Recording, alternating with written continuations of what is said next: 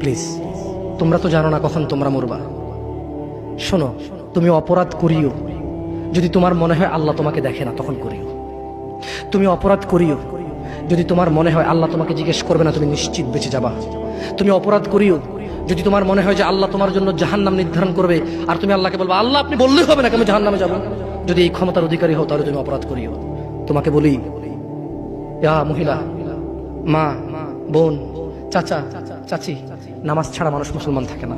ওয়াল্লাহি আমি বলছি না কোথায় বাঁধবেন, তর্ক পরে। আমি বলছি আপনি নামাজটা স্টার্ট করেন। আমি বলছি না যে তারা ওই 20 রাকাত পড়বেন না 8 রাকাত পড়বেন। আমি বলছি যে আপনি পড়েন, 2 রাকাত হইলেও পড়েন। আমি বলছি যে আপনি ঈশান নামাজ 15 রাকাত দরকার নেই, আপনি শুধু 4 পড়েন। আমি কি বলছি সুন্নত বাদ দিতে? আমি বলছি যে তুমি পড়ছো না, শোনো, ভয় পেও না, ঈশান নামাজ 15 রাকাত তোমার উপরে ফরজ নয়। আমি তোমাকে না করছি না 15 রাকাত পড়তে, আমি বলছি যে তুমি নামাজই পড়ো না, 4 পড়ো।